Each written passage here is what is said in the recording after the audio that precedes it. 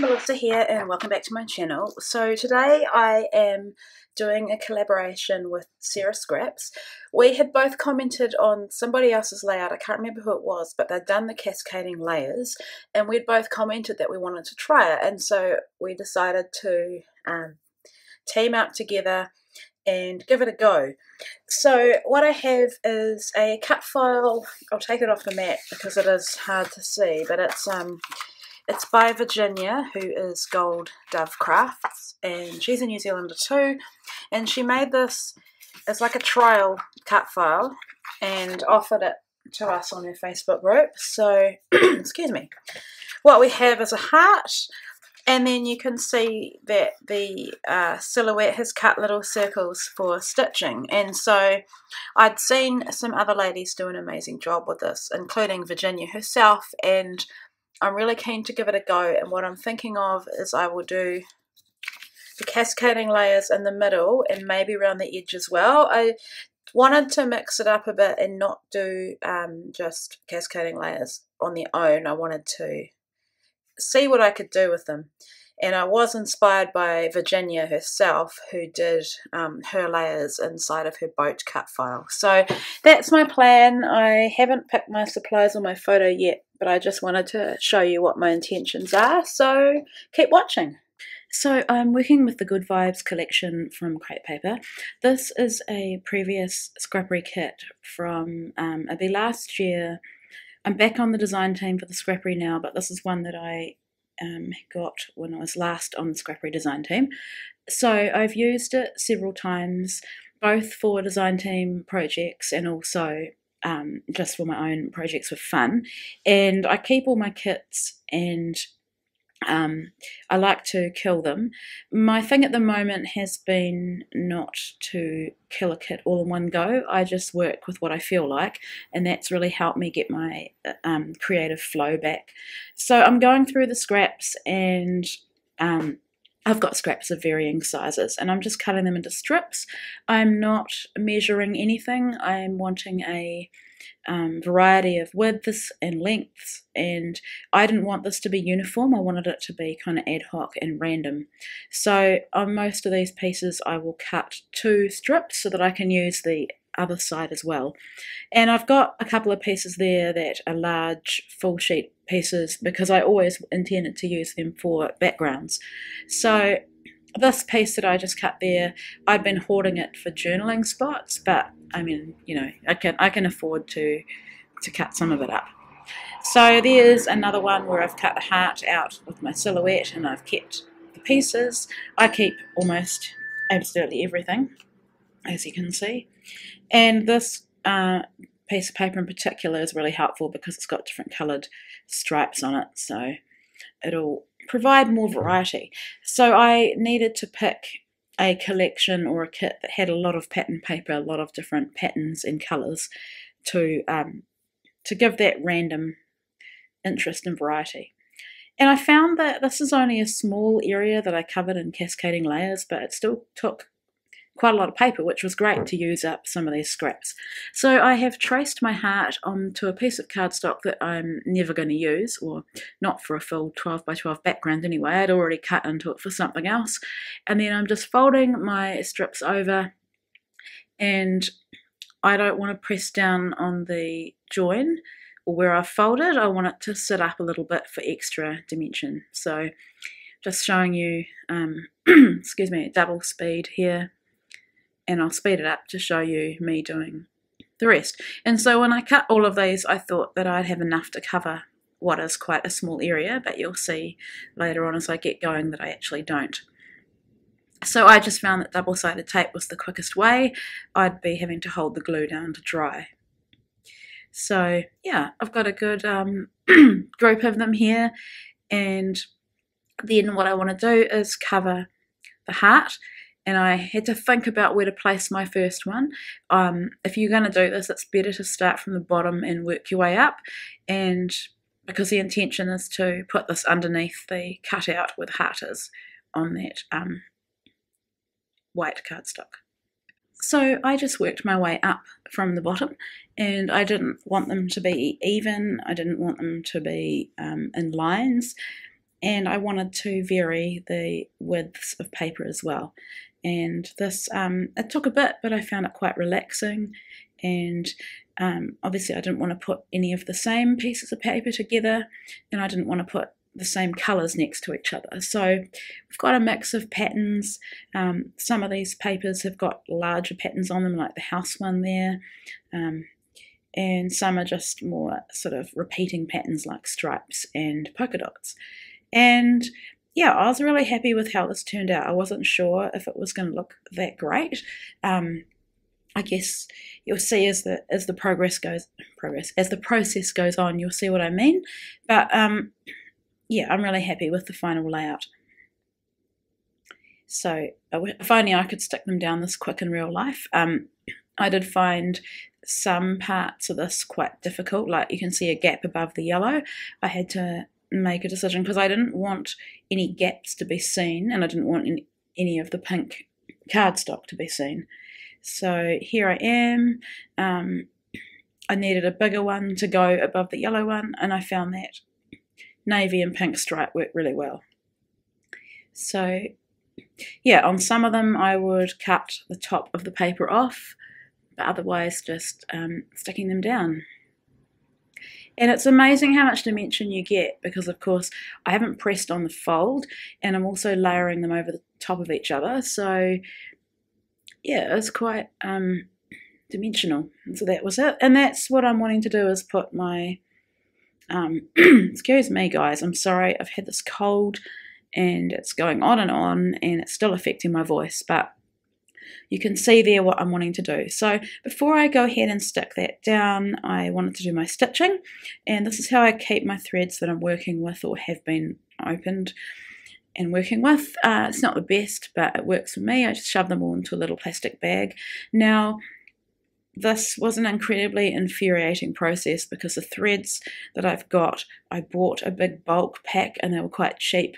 Because they're cheap, they're not all the time, and so my intention was kind of to do string art with the navy and the yellow.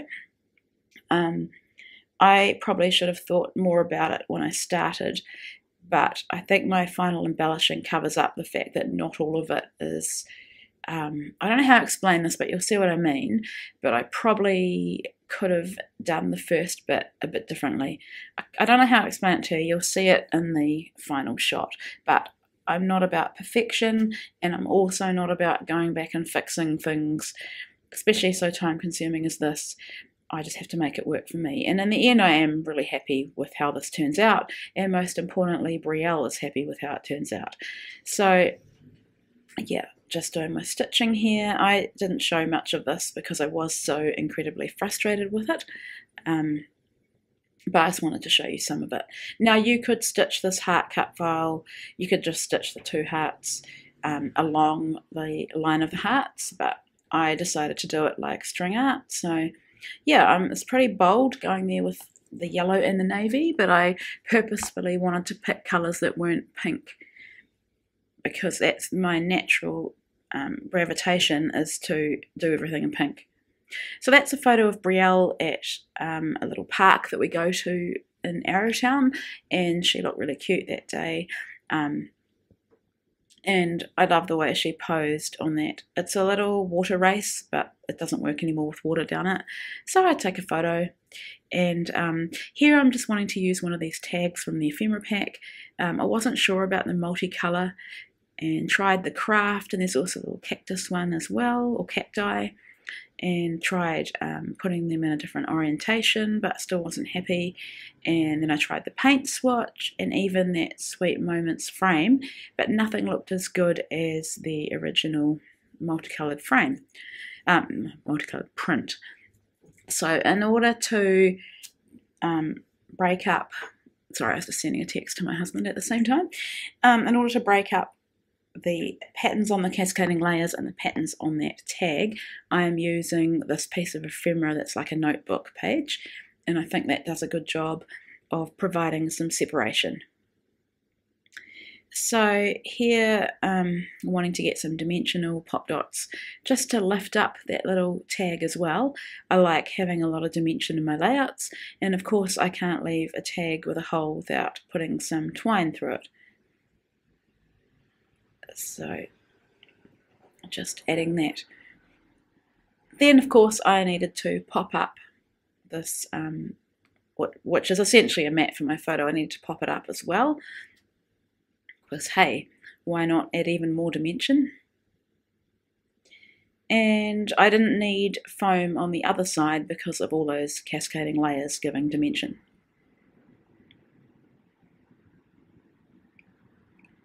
So I think I'm missing a piece of my video. I had some trouble downloading my videos because I did these in several takes with my phone, but all you missed was me backing the white cardstock behind with foam so I could lift it up to give, I guess, even more dimension between the layers and my cut file. So now my favourite part is embellishing. I had that hashtag love this little label. I still have heaps of stickers left on the sticker sheet. I added these cacti in. They've got nothing to do with it, but it's an outdoor park. There's no cacti there, but you know, I just thought they would look really cute. And I add another one soon, just peeking out from behind my photo and photo mat. I wanted to use that bird. I wasn't sure. I did consider having another clustering layer where the bird is, and anyway, you'll see how I incorporate the bird soon. So I've added the other cacti. I've got the little Tuesday sticker. I had actually thought this was another day when it was a Tuesday, but it wasn't. It may have been a Thursday, but it doesn't matter. No one's ever going to go back and go, oh, that date wasn't a Thursday. So yeah. Now I'm adhering this. I wasn't sure at first whether to put it over the top of the photo, but I decided to put it under. I like the way it looks just peeping out from the bottom, and then a little bit of dimension with another pop dot as well. I am not that great at using washi tape on my layouts. I'm getting better in junk journals, but not so good on layouts. So here I've added like the tiniest little piece, just as a bit of interest above my photo. There was a little circular sticker which I've added in, and at this point I thought my layout's looking, I mean, it's really full on in the center there, but it needed something else. It needed some kind of background. I was going to do cascading layers around it, like I said at the beginning before I started, but I decided not to. It would have been too much. So this is a piece that I'd been saving for a background, and I was willing to sacrifice it. For this, I didn't even think about gutting the middle of it. I probably should have, but yeah, just trimmed two strips off my layout, and then decided, as you'll see how I place it, to not put it entirely in the center, but to have two of the edges showing. So there you can see that heart with the pink cardstock, and you can see some of the foam that I've put just to lift it up. So just adding a little bit of double-sided tape, and then I will stitch the two sides that are open. I'll stitch them down with my sewing machine. So yeah, this layout took a few hours. I love it when I love the process of creating a layout, and I find it relaxing, not when the thread's knotting, but I find it relaxing to spend, you know, a couple of hours or so on a layout. And because I've got little kids, I just can't do it all in one go, so I just come and go from my craft desk and do it when I can.